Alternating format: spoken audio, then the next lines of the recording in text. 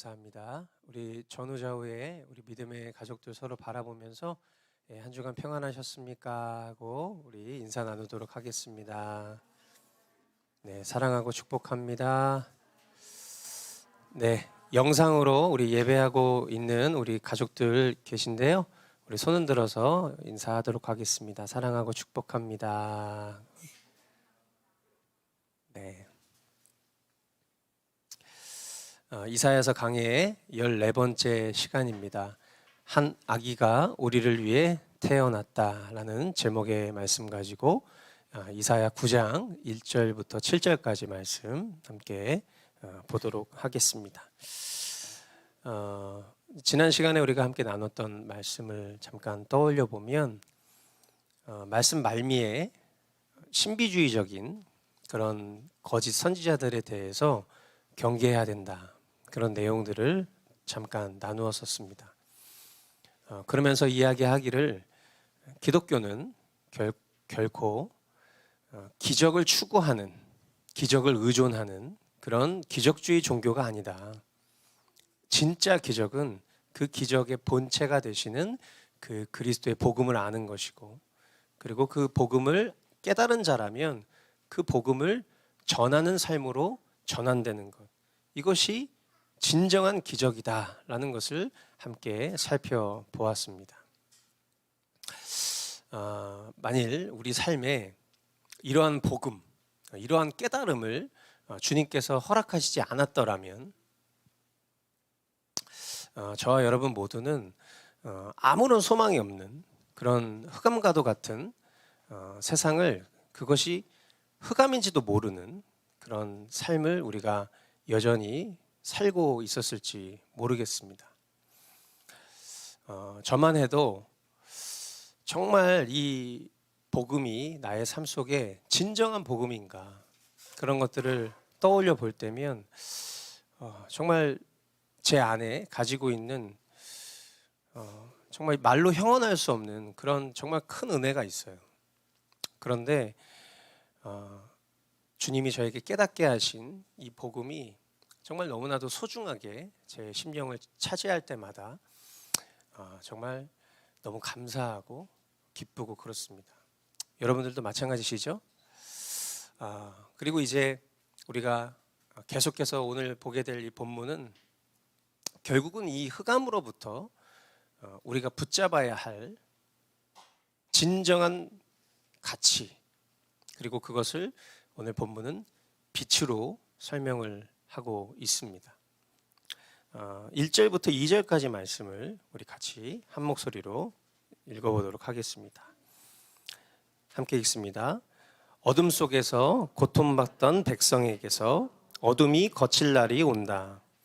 옛적에는 주님께서 스불론 땅과 납달리 땅으로 멸시를 받게 버려두셨으나 그 뒤로는 주님께서 서쪽 지중해로부터 요단강 동쪽 지역에 이르기까지, 그리고 이방 사람이 살고 있는 갈릴리 지역까지 이 모든 지역을 영화롭게 하실 것이다.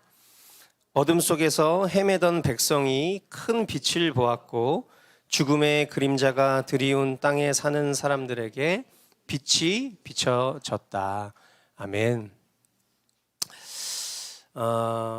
어둠 속에서 고통받던 백성에게서 어둠이 거칠 날이 온다. 이 한 줄의 선포만 봐도 얼마나 감격스러운 순간이 그들에게 찾아올 것인가 우리가 엿볼 수 있는데요. 그러나 이들의 현실은 어떠냐? 이스라엘은 그들의 죄악 때문에 이방 나라의 포로가 되었고, 그리고 많은 핍박과 고통에 신음하고 있는 상태죠. 이 예언이, 이 시제를 보면 과거 시제로 쓰여져 있는 것을 우리가 볼 수 있는데, 이사야 때에 북쪽 나라가 멸망한 것을 두고 기록한 것으로 볼 수도 있고요. 그리고 아니면 머자나 그렇게 될 것을 이 하나님의 카이로스, 하나님의 시간 속에서 확정적으로 그렇게 계시하고 있는 말씀일 수도 있을 것이에요. 그리고 오늘을 살고 있는 우리에게도 여전히 저와 여러분들은 흑암의 권세 가운데 살아가고 있잖아요. 그죠? 우리의 존재는 이미 그리스도와 함께 새로운 생명으로 넘겨졌지만 그럼에도 우리가 처한 현실 그리고 나의 육신은 우리는 여전히 그런 흑암의 권세 가운데 살아가고 있는데 어쩌면 그런 우리에게 약속하시는 약속의 말씀일지도 모르겠습니다. 분명한 것은 고통당하던 이 이스라엘 백성에게 특히 지금 이 본문의 주된 대상인 이 스불론과 납달리 땅에 하나님께서 주시는 큰 빛과 즐거움이 올 것이다.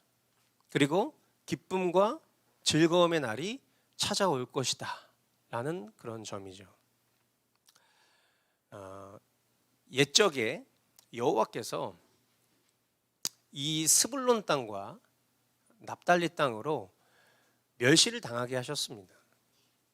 그리고 그 후에는 이제 서쪽 지중해와 그리고 요단 저편 이방인의 갈릴리까지 영화롭게 하실 것이죠.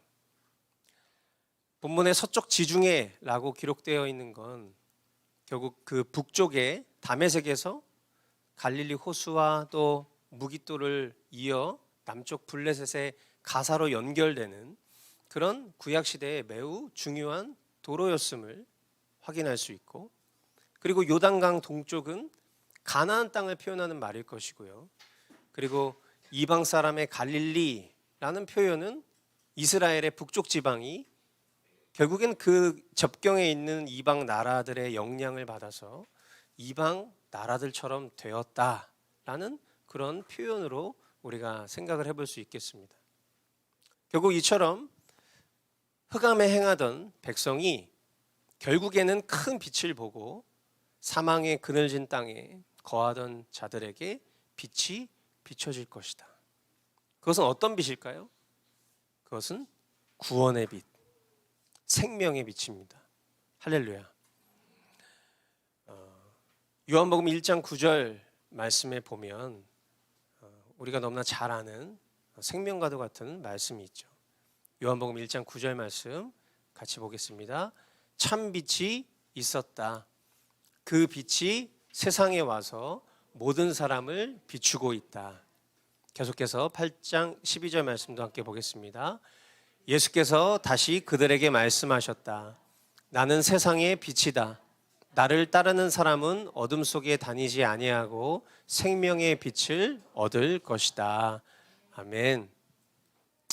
예수님께서는 지금 이 말씀에 기록된 대로, 그리고 우리가 보고 있는 이 본문 말씀이 기록한 바대로 공생의 사역을 갈릴리에서 시작하시면서 이사야 성경에 기록된 이 빛이 바로 자기 자신이라는 것을 드러내셨어요. 그리고 이 빛에 노출된 이들, 이 빛을 바라보고 그 빛 속에서 광명의 기쁨을 경험하는 그 이들, 형언할 수 없는 큰 기쁨이 그들의 심령 가운데 도래하게 될 것이다 라는 것을 말씀하고 계십니다. 그리고 마치 주님이 그렇게 말씀하셨던 것을 예언하듯 이어지는 오늘 본문 3절부터 5절 말씀은 이렇게 기술하고 있습니다. 하나님, 주님께서 그들에게 큰 기쁨을 주셨고 그들을 행복하게 하셨습니다. 사람들이 곡식을 거둘 때 기뻐하듯이 그들이 주님 앞에서 기뻐하며 군인들이 전리품을 나눌 때 즐거워하듯이 그들이 주님 앞에서 즐거워합니다. 주님께서 미디안을 치시던 날처럼 그들을 내리누르던 멍에를 부수시고 그들의 어깨를 짓누르던 통나무와 압제자의 몽둥이를 꺾으셨기 때문입니다. 침략자의 군화와 피 묻은 군복이 모두 땔감이 되어서 불에 타 없어질 것이기 때문입니다. 주님께서 주님의 백성된 이들을 창대케 하시고 그리고 그 즐거움을 더하게 하심을 무엇으로 비유하고 있는고 하니까 추수의 즐거움으로 비유를 합니다. 그리고 또 한 가지의 비유를 드는데 그것은 전리품이에요. 즉 전쟁의 승리를 통해서 얻어지는 탈취의 즐거움으로 그것을 비유하고 있습니다. 고대 사회에 있어서 추수의 날, 그리고 전쟁에서 승리하여서 얻어지는 그 전리품을 취하는 날은 그들이 살아가는 인생에 있어서 가장 큰 즐거움의 날입니다. 그런데 이런 모든 날들을 다 합하여도 비교할 수 없는 그런 즐거움의 날이 있는데, 그것은 마치 주님께서 미디안을 치시던 날로 비유를 하고 있어요. 미디안을 치시던 날. 여러분, 우리가 기드온 스토리에서도 살펴봤지만 미디안을 치던 그때의 승리를 어떤 식으로 거뒀는가 생각을 해보십시오. 이스라엘의 어떠함으로 승리를 거뒀습니까? 아니에요. 하나님께서 주신 지혜로 정말 몇 되지 않는 그런 300명의 용사를 통해서 하나님이 승리를 맛보게 하셨습니다. 칼과 무력으로 이긴 것이 아니에요. 항아리 속에 담긴 횃불. 그런 어떤 작은 요소 하나하나가 결국 우리의 진정한 빛이 되시는, 승리의 빛이 되시는 그 주체가 누구이시냐 다 보여주는 그런 장면들이죠. 그 항아리 속에 담긴 횃불로 승리를 맛보던 압도적 그날, 빛으로 결국 승리한 거죠.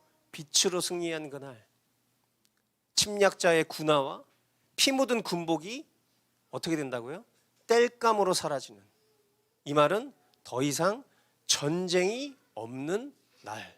그러니까 우리가 지금 싸우고 있는 이 세상 속의 모든 전쟁과도 같은 그 어려운 날들이 이제는 사라지고, 추수, 그리고 전쟁의 승리를 통해서 얻어지는 그 전리품을 맛보는 그 영속적인 즐거움의 날, 그날이 속히 오게 될 것이다 라는 약속의 말씀인 것이죠. 그리고 이 즐거움은 언제 어떻게 임하는가?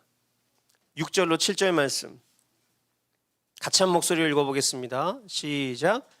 한 아기가 우리를 위해 태어났다.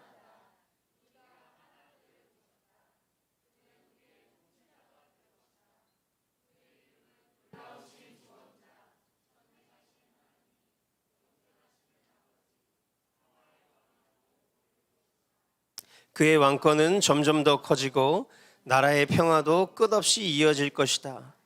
그가 다윗의 보좌에 왕국 위에 앉아서 이제부터 영원히 공평과 정의로 그 나라를 굳게 세울 것이다.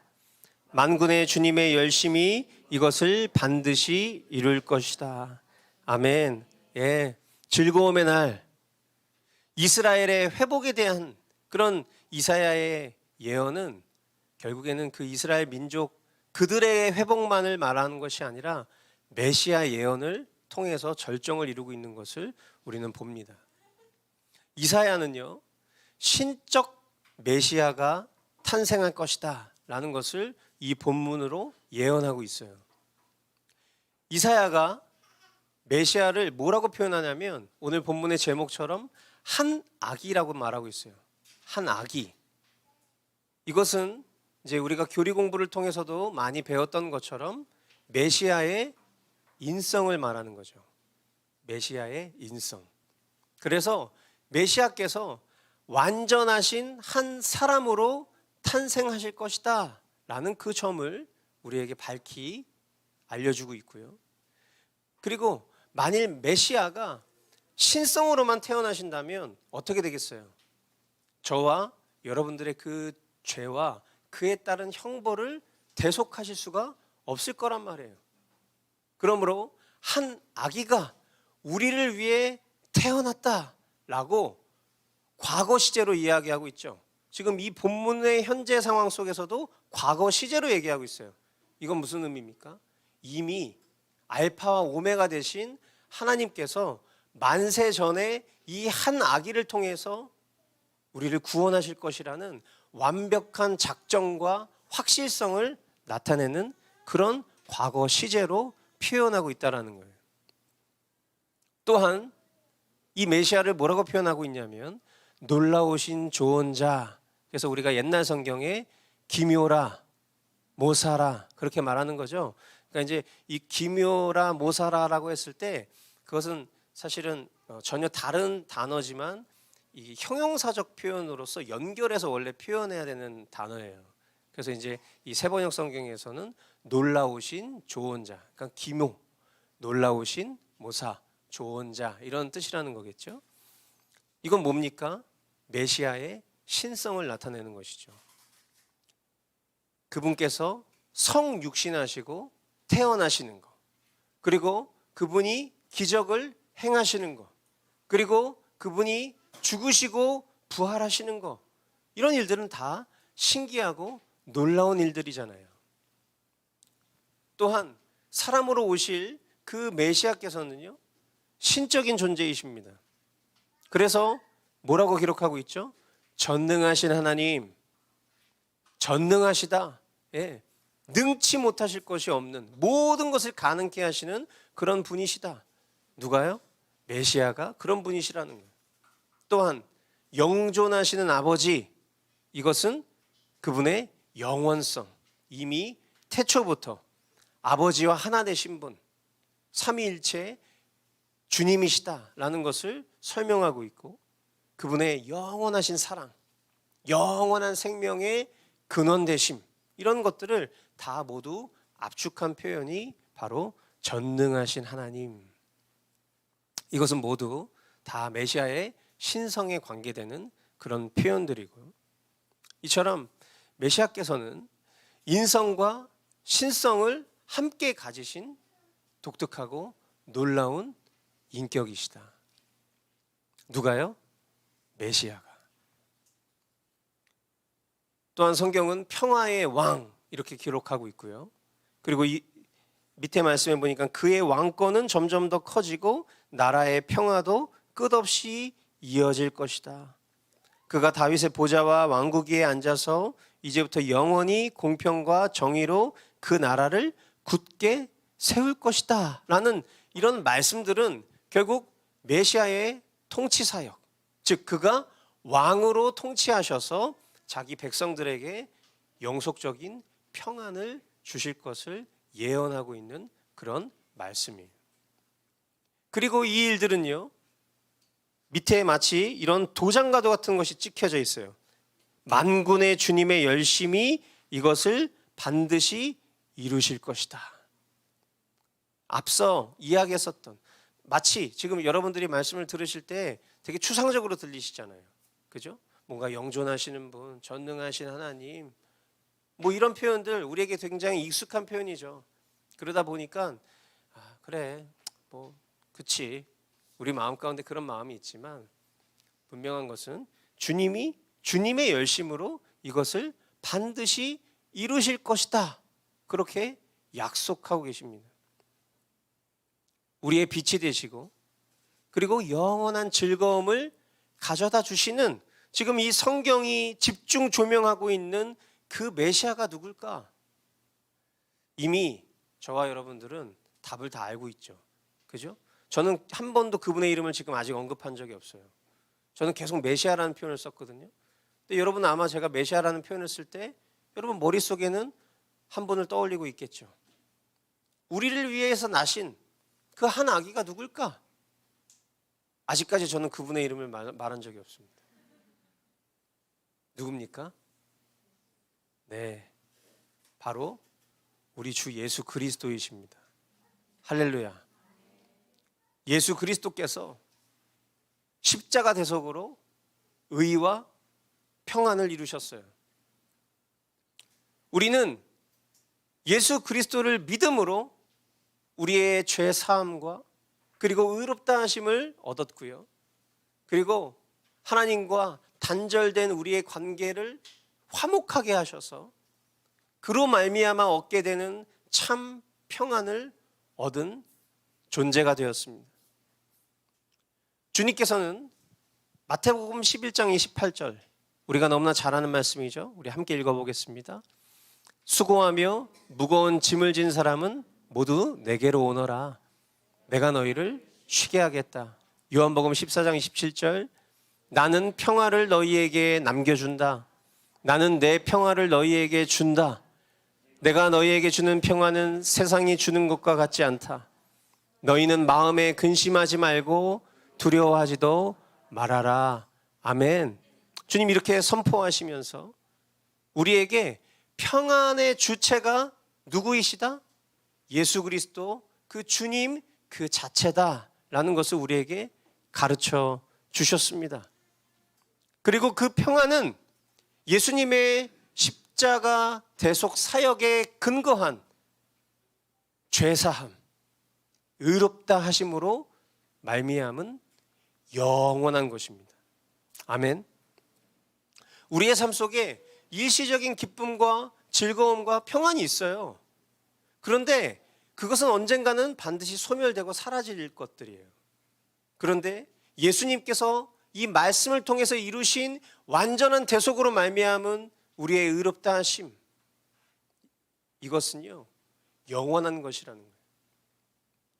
사랑하는 성도 여러분, 우리는 지금 이사야 시대의 말씀을 보고 있어요. 그죠? 그러다 보니까 지금 이들이 이 말씀을 대면할 때는 어떤 느낌일지 생각을 해봤어요. 어떨까요? 아주 알쏭달쏭하고 불분명해 보이는 그런 말씀이지 않겠습니까? 되게 뜬구름 잡는 얘기일 수 있어요. 이 시대의 사람들에게 이 말씀은 말이에요.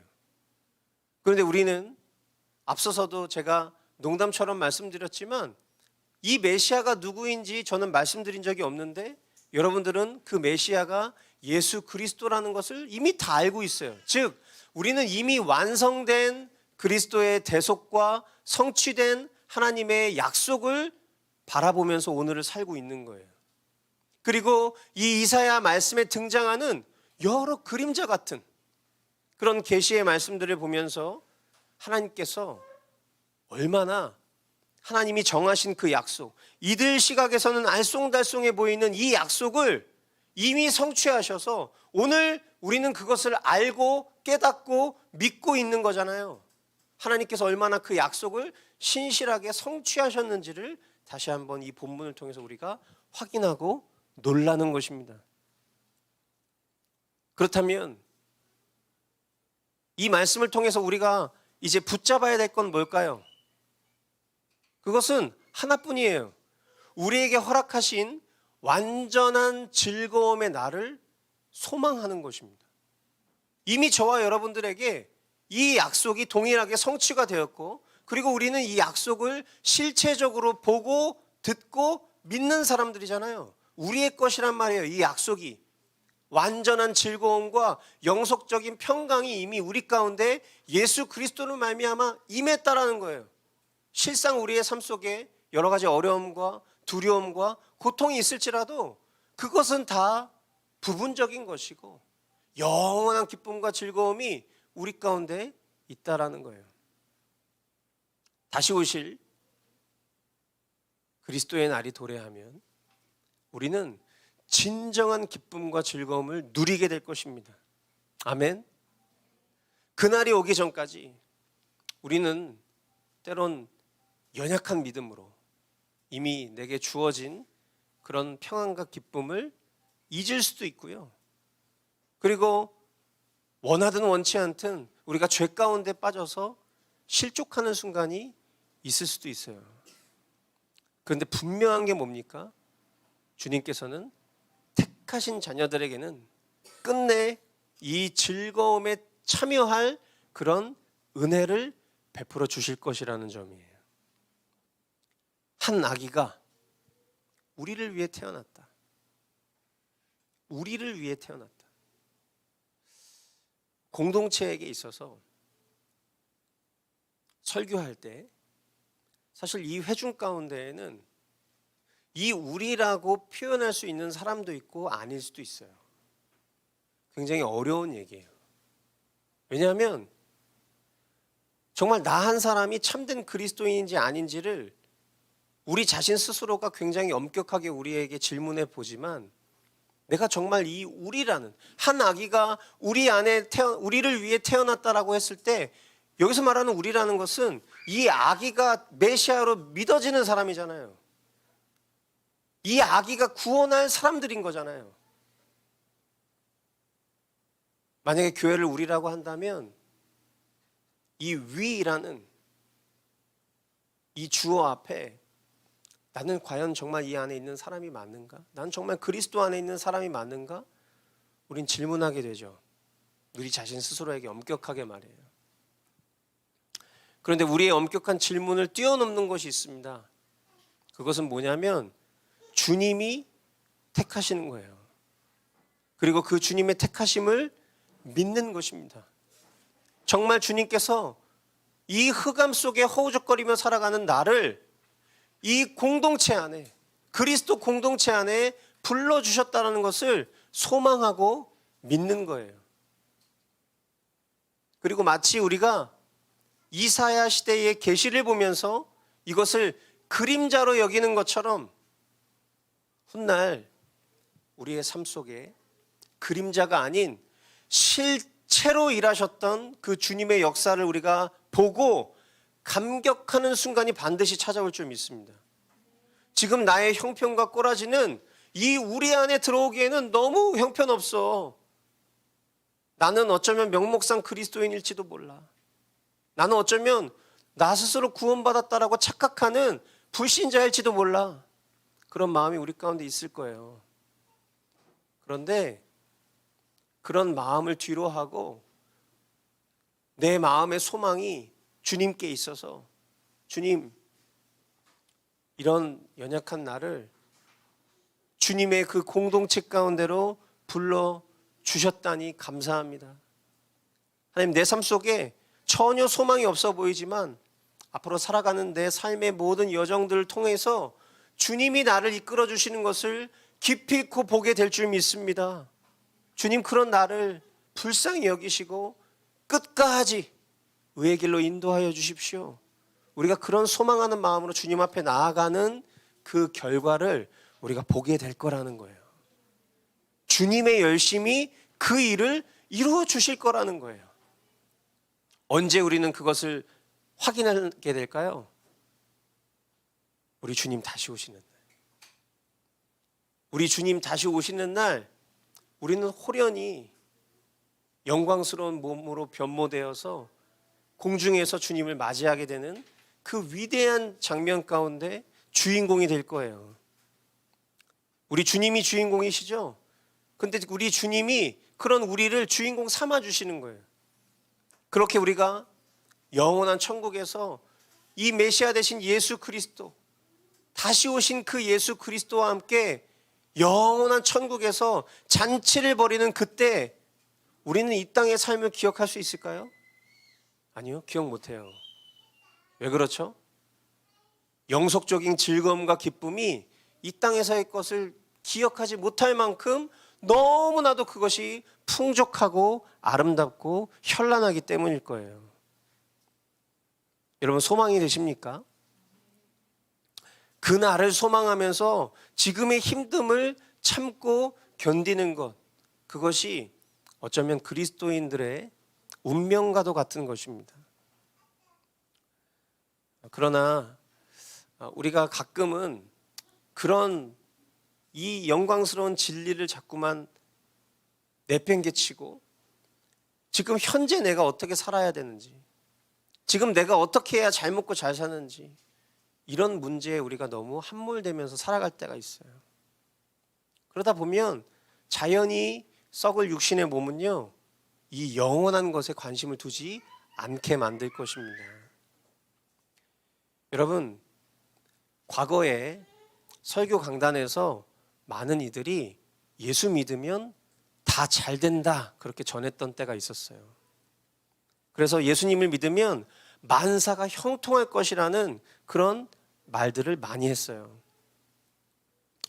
그런데 성도들이 신앙생활을 하면서 깨닫는 거예요. 예수님을 믿으면 만사가 다 잘 된다고 해서 믿기로 했는데 잘 안 되는 거예요, 실제로. 누구는 잘 되기도 하고 누구는 못 되기도 하고 내 삶의 현실이 그대로인데 자꾸만 앞에서 예수 믿으면 잘 된다고 하니까 점점 불편한 마음이 생기는 거예요. 여러분, 예수님 믿으면 다 잘 됩니까? 그렇지 않죠. 예수님을 믿는다고 지금 내 빚이 없어지지 않아요. 예수님을 믿는다고 내 마음의 근심과 걱정이 사라지지 않습니다. 예수님을 믿는다고요? 내가 가지고 있었던 오랜 질병이 갑자기 치료되는 그런 기적과 같은 일은 아주 드물죠. 그럼에도 불구하고 우리가 예수님을 믿는 이유가 뭡니까? 그건 하나예요. 우리가 이 땅에서 겪는 잘 되는 일보다 비교할 수 없이 엄청나게 잘 되는 일이 천국의 삶에서 있기 때문이에요. 우리가 이 땅에서 겪고 있는 그 어려움들, 그것을 다 잊어버릴 만큼 천국에서의 삶은 너무나도 영속적인 즐거움 가운데 살아가는 삶이라는 것이 때문입니다. 우리 사랑하는 머스트교회 성도분들은 모르지 않다고 생각합니다. 지금 제가 전하고 있는 이 메시지를 여러분들은 모르신다고 생각하지 않아요. 이미 다 알고 계시죠. 그런데 우리가 경계해야 될 것은 딱 하나예요. 그래, 바로 이런 마음이에요. 한숨 섞인, 별로 인정하고 싶어 하지 않는 그 태도. 여러분, 우리는 아멘 해야 돼요. 적극적으로 아멘 해야 돼요. 주님이 우리에게 선포하신 이 말씀이 반드시 이루어질 것에 우리의 전 존재를 걸고 우리의 모든 소망을 담아서 우리는 아멘 해야 되는 거예요. 아멘하는 자에게 우리의 심령 가운데 내 주님 반드시 그 일을 주님이 이루실 줄 믿습니다. 그렇게 믿는 자에게 주님은 영광을 보게 하실 것입니다. 기필코 그 영광을 보게 하실 것입니다. 한 아기가 우리를 위해 태어났다. 네, 맞습니다. 저와 여러분, 예수 그리스도를 믿는 우리를 위해서 우리 예수님께서는 이 땅에 태어나셨습니다. 그리고 그 아기를 믿는 자에게, 그 예수 그리스도를 믿는 자에게 이 땅에서 누릴 수 있는 추수의 기쁨, 전리품의 기쁨과 비교할 수 없는 영속적인 즐거움을 우리에게 주시겠다고 약속하셨고, 그리고 그것을 주님의 열심히 이루실 것이라고 우리에게 오늘 다시 한번 확증해 주셨습니다. 이 진리를 아멘으로 받는 우리 모든 성도분들에게 주님의 평강과 기쁨과 은혜가 가득 넘쳐나기를 주님의 이름으로 축원드립니다. 이 시간 우리 같이 한번 오늘 주님 주신 말씀을 생각하면서 기도하기를 원합니다.